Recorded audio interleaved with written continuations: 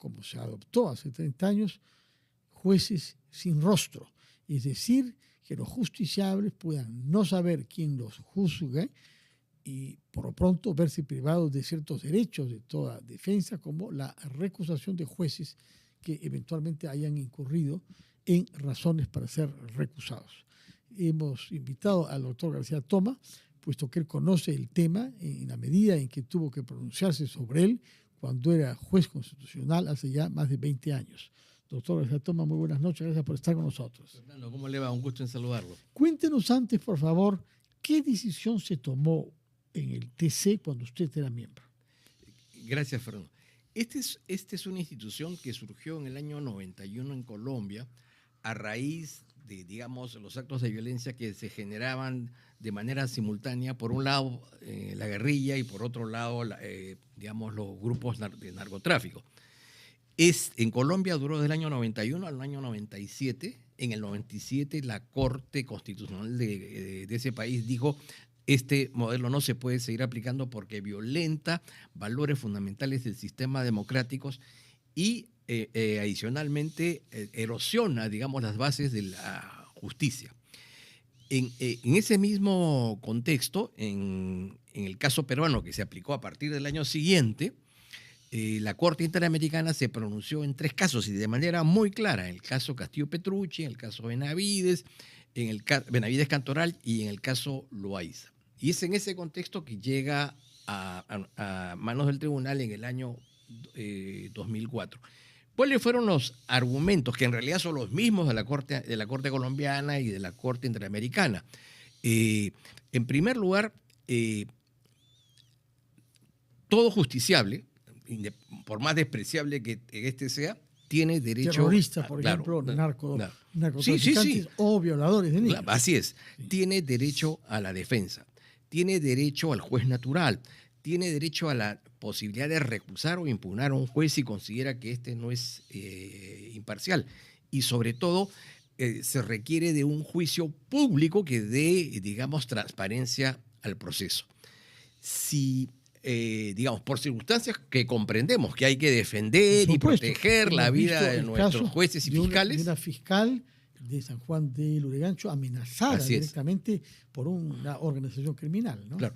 Incluso el origen de este tema arranca en Italia en los 80, en donde no se aplicaron jueces sin rostro, pero hubo la muerte de los jueces Falcone y Borsellino. Dos grandes jueces especializados en la lucha contra la criminalidad. Contra las mafias italianas de esa época. Y bueno, los acribillaron. Entonces, a raíz de eso, en Italia se estableció un sistema de ultraprotección a los magistrados. Pero no se llegó digamos, al esquema de los jueces sin rostro, ¿no? Un grado superlativo de protección, pero sin llegar a la circunstancia de la que estamos hablando. Entonces, comprendiendo la situación por la que vive el país y particularmente en la necesidad de defender a nuestros jueces y fiscales, yo creo que el tema no está en pensar esto desde el ámbito judicial, sino es ver cómo impedimos que se continúen con estos actos de extorsión y de amenaza. Es decir, la gran responsabilidad del Estado no es establecer jueces sin rostro, sino es ser eficiente y eficaz en el combate de esa lucha, ¿no? Sin mengua, por cierto, de mejorar de manera sustantiva los mecanismos de protección a los magistrados. No podemos o no deberíamos incurrir en aquello que ya fue proscrito anteriormente. Incluso el propio gobierno que lo implantó se vio en la obligación de abrogar esa norma, porque el propio Alberto Fujimori retrocedió sobre esa práctica. Así es. Y actualmente, que es muy importante decirlo, es ¿en dónde funciona? Bueno, en realidad en los países democráticos esto no funciona porque afecta reglas básicas del sistema democrático. Funciona en Irak, funciona en Irán y funciona en Egipto, ¿no? Y son 3 países a los cuales no queremos parecernos en materia de Estado de Derecho. Y conversando con usted un momento antes, usted me decía también que en El Salvador, bueno, pero el tema es que El Salvador está en el camino a convertirse en una dictadura, ¿no? Acaba curiosamente, de prohibirse, por ejemplo, toda la clausura general de los lenocinos. No es porque esté a favor de los lenocinos, sino porque realmente se ha llegado a un nivel ya de moralina que definitivamente que tiene que ver con la visión religiosa de Bukele, que es la expresión de que vamos camino ahí a digamos, una cada vez visión más autoritaria, ¿no? Sí, verdaderamente, como usted lo ha dicho, no se trata de no solidarizarnos con los operadores de justicia, jueces y fiscales, ni de no reconocer la gravedad de la amenaza de las bandas criminales. La pregunta es si es eficaz y si no es más bien una victoria para quienes no creen en el Estado de Derecho, que se proceda a adoptar figuras que han sido expresamente sancionadas y expresamente retiradas por aquel que las implementó, como lo ha recordado usted y el señor Fujimori. Y que no tiene, digamos, aplicación en otros países, que pueden vivir igual o mayores grados de intensidad, digamos, de violencia, pero que entienden de que lo fundamental de un Estado es proteger, digamos, los principios y valores que sustentan su existencia, ¿no? La existencia de un Estado democrático. ¿Podría suceder si, por ventura, no adoptáramos nosotros esa medida, que algún país amigo se niega a extraditar un criminal al Perú y uno no puede? Porque te puede hacer una práctica judicial incompatible con la misma. Sí, pues, bueno, eso. Y bueno, otra vez volvemos al lío, a la controversia con la Corte, ¿no? Claro, obviamente el prestigio de la Corte, digamos, en el tiempo ha diferido, pero más allá de eso, lo cierto y lo real es que esas normas atentan contra la Convención, afectan, digamos, preceptos y valores de la Constitución y no resultan, digamos, no resuelven el problema central del Estado. El problema que el Estado tiene que resolver es evitar que eso suceda desde sus raíces, ¿no? O sea, vayamos al comienzo y no busquemos el final.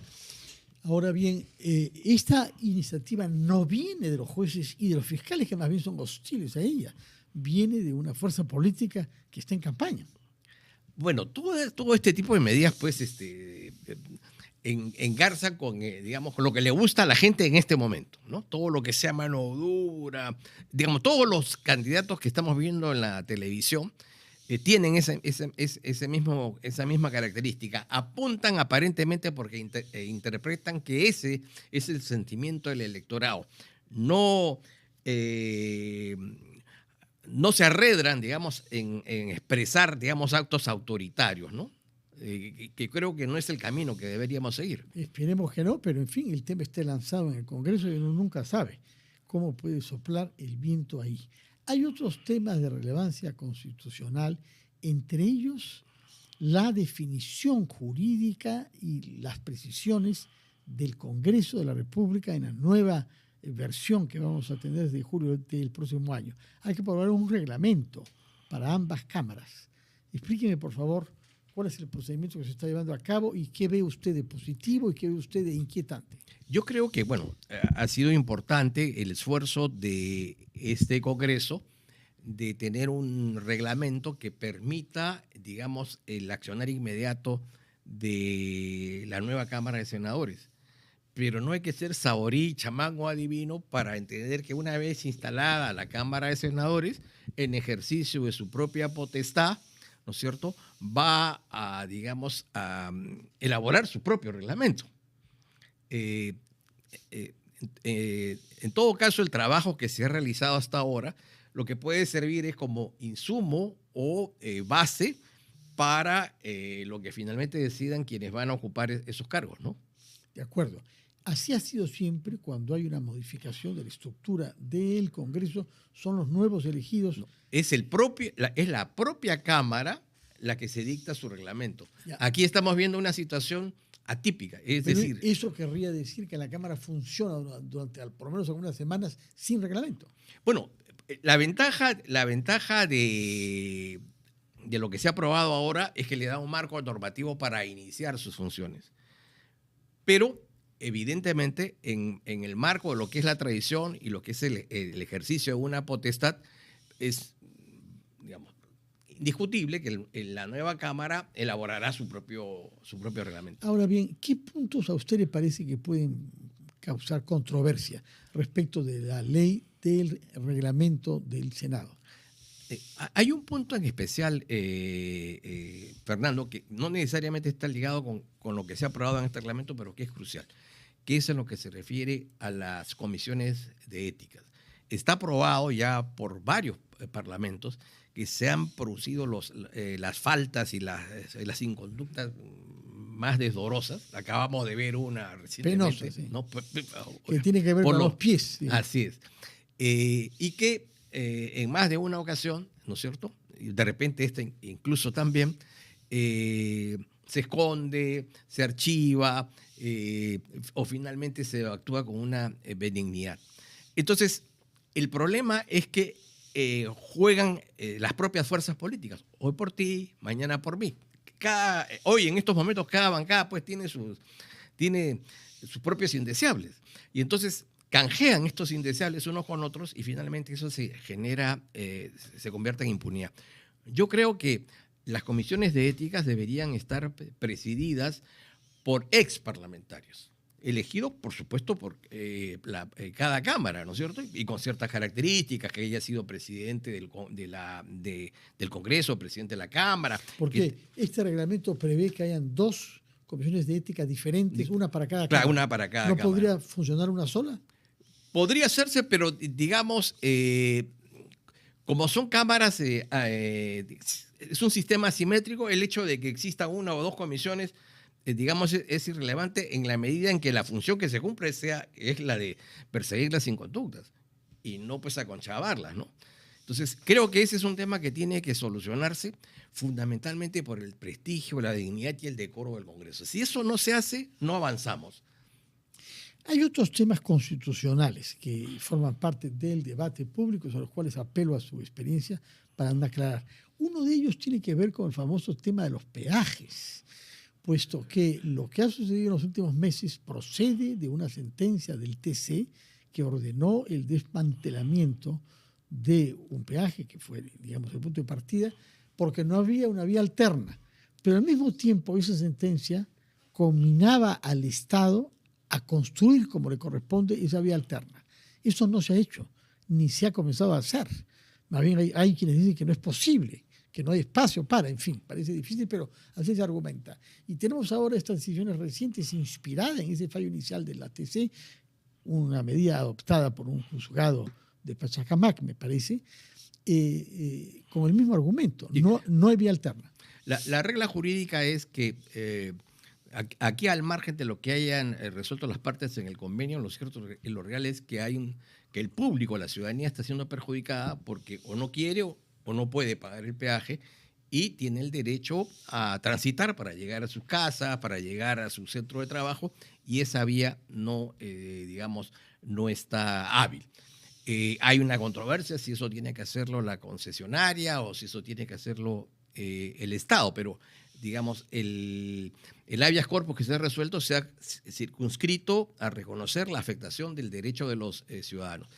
Ahora, yo creo que el tema de fondo está en la cancha, digamos, del ámbito penal. Es decir, si se resolviese, como creo que debe resolverse, de que en efecto hubo actos ilícitos en el otorgamiento de esas concesiones y se obtiene una sentencia que efectivamente señale que en el procesamiento, en la negociación de estos peajes hubo actos de corrupción, se caen todos los peajes.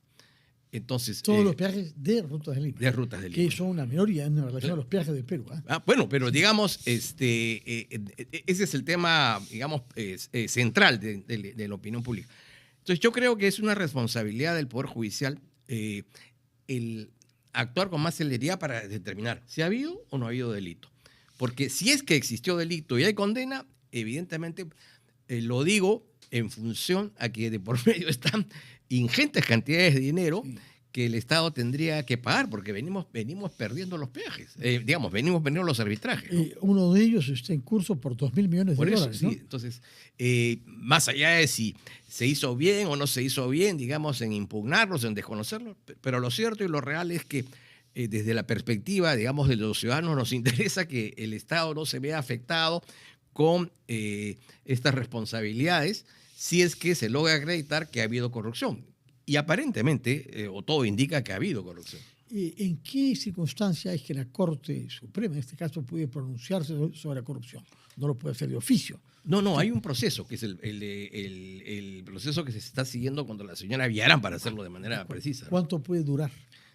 Eso es el tema. Fíjese, yo creo que no menos de 2, 3 años, y eso es demasiado para lo que el país... Es decir, que en 2 o 3 años puede haber ya una sentencia arbitral.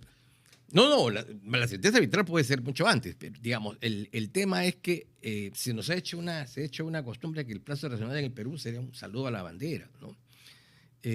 Lo estamos viendo incluso con el caso de Martín Vizcarra, que es un caso evidente, notorio, patente, y pasan las semanas, ¿no es cierto? Ya vienen las vacaciones judiciales y no se dicta sentencia. Y pongo el caso de Vizcarra porque es importante, porque de alguna manera puede poner en vilo, ¿no es cierto?, el proceso electoral. De alguna manera ya lo está afectando. Por razones extrañas. Pero él ha sido inhabilitado por razones múltiples, no solamente por lo de Moquegua, ¿no? Así es. También lo de la vacuna y lo de la disolución del Congreso. Está inhabilitado.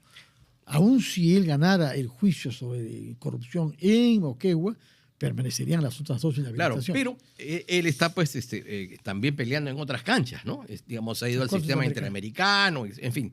De alguna manera podría ayudar a atenuar el tema el que podamos tener una sentencia. Lo digo de cara a los ciudadanos, porque yo creo que los ciudadanos no tienen una clara conciencia de qué es lo que ha pasado en ese...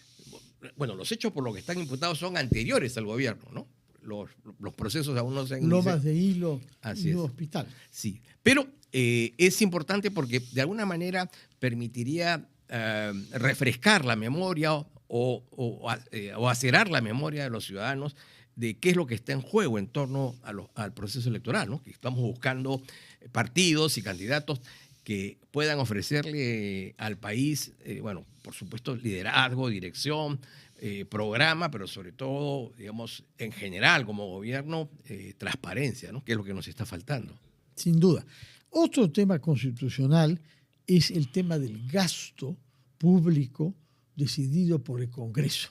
Cuando usted era miembro del TC, estaba claro que hay un artículo de la Constitución que prohíbe que el Congreso genere gastos al Estado. Entre tanto, ha habido una interpretación de futuros sucesores o sucesores suyos que han modificado la doctrina para introducir una interpretación laxa y favorable al gasto público en el Congreso, diciendo que esa restricción constitucional queda limitada al año en curso. No puedo crear gasto público como Congreso hoy, este año, cuando está corriendo un presupuesto aprobado el año anterior. ¿Cómo ve usted este problema? Ahí hay 2 cosas, Fernando. La primera es que la interpretación que hizo ese tribunal fue una interpretación bastarda, porque es decir, no hay modo de que se haga decir a la Constitución aquello que no dice. La prohibición es clara, es precisa, es tajante, ¿no? Es acotada, pero se ha hecho una interpretación que ha permitido al Congreso generar gasto. Cabe recordar que se retiró de las facultades del Congreso esta iniciativa de gasto justamente por los desvaríos en que los parlamentos incurrían. Era, digamos, la Constitución colocó esa norma consciente de los problemas que había traído para los gobiernos posteriores. Sale esta sentencia, queda en manos del Congreso y el Congreso pues ha hecho una pachamanca. Y la verdad que el problema central es que está dejando para los próximos gobiernos probablemente un forado económico del cual no vamos a poder salir, ¿no? Y generando también una práctica de gasto por regiones, sí, porque cada uno de los congresistas aspira a presentarse ante sus electores, sobre todo ahora que hay reelección, limitada, pero hay reelección, como aquel que ha creado un monumento nuevo, o una piscina, o una universidad también, etcétera. Hay una plaza de toros aquí en Chilca, que es muy hermosa, pero faltan los toros. Ya. Bueno. Pero algo más, por un lado, hay el desborde del gasto, pero por otro lado, se le quita al Estado la competencia para recaudar impuestos. Entonces, ya eso es una cosa esquizofrénica. se le exige al Estado gastar más, pero recaudar menos. Digamos, eso obviamente no es racional, ¿no? Ahora, otro tema constitucional es una sentencia reciente sobre el caso Cócteles. Se trata de un recurso de agravio constitucional presentado bajo esa modalidad jurídica después de un rechazo de un habeas corpus presentada a favor de la señora Keiko Fujimori. ¿Qué opina usted de esta sentencia compleja? Porque hay un voto mayoritario de 5, pero hay 2 votos de minoría que han desarrollado mucha argumentación y sobre temas de fondo. Uno, sobre la aplicabilidad de un habeas corpus en estas circunstancias. En segundo lugar, sobre el tema del plazo razonable para que dure un juicio.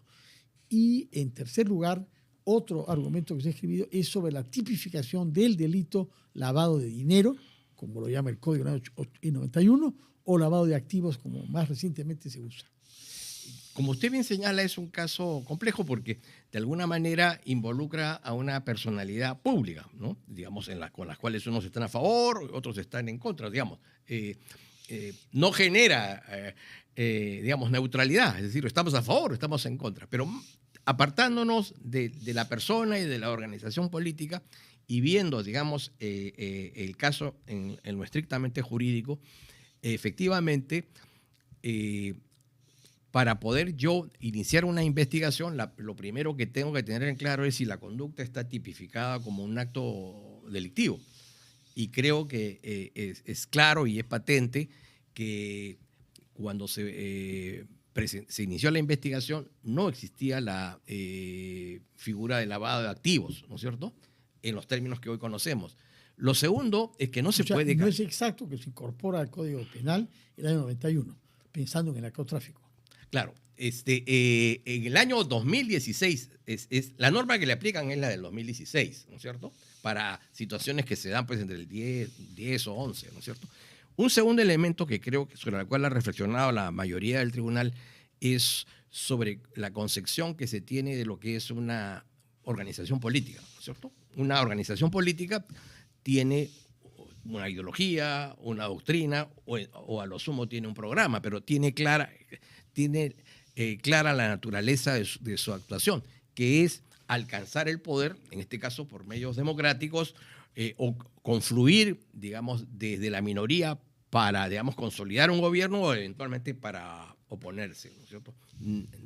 Nadie crea o nadie se afilia a un partido para cometer un delito. O sea, ¿está usted seguro? Sí, por supuesto. Lo estamos viendo con la minería ilegal en estos últimos tiempos. No, pero que se nos cuele uno sí, no significa que... No, pero puede haber, con el dinero que hay, con el interés que hay de verse protegidos en el Congreso, habría que mirar muy de cerca esos 39 partidos y ver cuál de ellos nace no con una vocación política de servicio al país. Bueno, esa es una responsabilidad que tiene, digamos, de alguna manera el sistema electoral, que es el que criba, ¿no es cierto?, y autoriza, digamos, a funcionar. Se entiende que las organizaciones políticas que están hoy, digamos, en lista electoral o que están en actividad, es porque han recibido el placet del sistema. Y por último, en relación al plazo razonable, hay que recordar que ya la Corte Interamericana en repetidas oportunidades ha señalado que la responsabilidad del Estado para investigar, para procesar y sentenciar, ya sea condenando o absolviendo, se da en un tiempo acotado. Incluso hay una sentencia muy conocida en el caso Rosero Suárez versus Ecuador que señala que el plazo que tiene el Estado para llevar a cabo esas 3 tareas es de 5 años, ¿no? Y aquí hemos tenido una fase de investigación que va más de 10 y ya saliéndome de la sentencia, pero creo que es claramente criticable el que, por ejemplo, se haya incluido inicialmente a 40 personas y a más de uno se le haya sometido, digamos, a la privación de su libertad y luego, sorpresivamente, se haya reducido de manera sustantiva. Eso significa que había algunas víctimas en el camino, ¿no? Y creo que el caso más emblemático es el del señor Briceño.